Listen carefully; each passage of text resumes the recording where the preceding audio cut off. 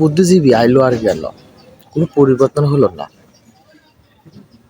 যুগের পর যুগ বুদ্ধিজীবীরা আসবে যাবে, মাসের পর মাস বুদ্ধিজীবীরা আসবে যাবে, কিন্তু অরিজিনাল যে বুদ্ধিজীবী, তার ভিতরে যে বুদ্ধির ঢিব্বা থাকবে, তার বুদ্ধির মধ্যে কোনো ভেজাল নাই, পিওর বুদ্ধি, সেরকম বুদ্ধিজীবী আয় না। যে বুদ্ধিজীবীগুলো আছে, কারোর মাথায় চুল নাই, চান্দি ছিলা মাল।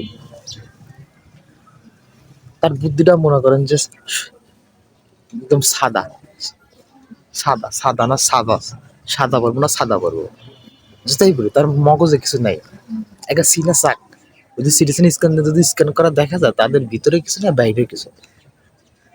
সমন্বয়কের পাশে আর এক বুদ্ধিজীবী দেখলাম, মাথায় সাদা সাদা কাপড় পেঁচানো, পরনে সাদা, সবকিছু সাদা, মুছটা এমন অবস্থা, মুছের ভিতর মনে হয় 2-3টা তেলা পোকা বসবাস করতে পারবে।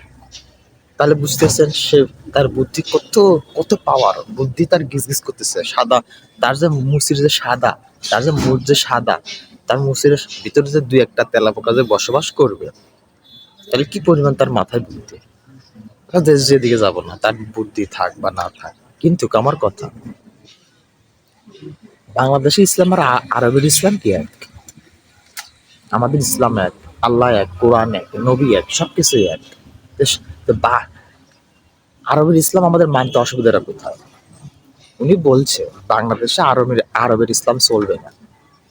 আচ্ছা, আরবের ইসলাম যদি বাংলাদেশে যদি না চলে, তাহলে কোন দেশের ইসলাম আমাদের দেশে চলবে? আমার প্রশ্ন একটা। এখন যদি কেউ যদি বলে আমি আরবের জমজম জমজম খাবো না, অন্য দেশের জমজম খাবো না, সে যদি নামে মুসলমান হয়, তার কি মুসলমান বলার সুযোগ আছে? যে যদি বলে মক্কায় হজ করতে যাবো না, আচ্ছা মক্কা ছাড়া কি আর আর কোনো রাষ্ট্রে, ইন্ডিয়া বা পাকিস্তান বা আরব আমিরাত, আর কোনো বিশ্বের যে কোনো দেশে কি মক্কা আছে? মক্কার ইসলাম আর আমাদের ইসলাম এক হবে না কেন? ইসলাম তো একটাই, সবার ইসলাম এক। এখন যদি কেউ বলে আরবের আল্লাহ আর স্বাধীন আমি মানি না, তারা মুসলমান বলার সুযোগ আছে? কোনো সুযোগ নেই। এইটা বুদ্ধিজীবী হয় কেমন করে এই সমন্বয়কের পাশে? বুদ্ধিজীবী বুদ্ধিজীবী কি আমাদের দেশে অভাব নাই? অসংখ্য পরিবারের বুদ্ধিজীবী আমাদের মাঝে আছে, অসংখ্য পরিমাণে বুদ্ধিজীবী আছে। হক্কানি ওলামায়ে কিরাম, আমি দেখছি, আমি একটা জিনিস গবেষণা করে দেখছি, যত অক্সফোর্ড বিশ্ববিদ্যালয় থেকে লেখাপড়া করে আসুক বা না আসুক, বাংলাদেশে ঢাকা বিশ্ববিদ্যালয় যেখান থেকে হয়, যত যেখান থেকে লেখাপড়া করে আসুক, তার একটা বুদ্ধিজীবী মনের মতো হতে পারবে না। তাদের বুদ্ধির ভিতরে এতটা গজগজ করতেছে যে মাল মেডিসিন নেই। কিন্তু বাংলাদেশে যদি ওলামায়ে কেরামে যদি বুদ্ধি যদি এক জায়গা করা হয়, আর এইসব চান্দুসেলাম মালের বুদ্ধি যদি এক জায়গা করা হয়, আমার মনে হয় একটা ওলামায়ে, একটা হুজুর, একটা আলেমের বাম্পার জুতের বুদ্ধি আছে, যে পরিমাণ আছে, এই পরিমাণ বুদ্ধিজীবী এই চান্দুসেলাগুলো নাই।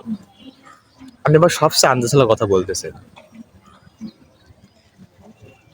এটা বাংলাদেশে থাকে, বাংলাদেশে ভাত খায়, বাংলাদেশের লেবাস লাগায়, মুসলমান নাম লাগায়, অথচ সৌদি আরবের ইসলাম মানবে না তারা।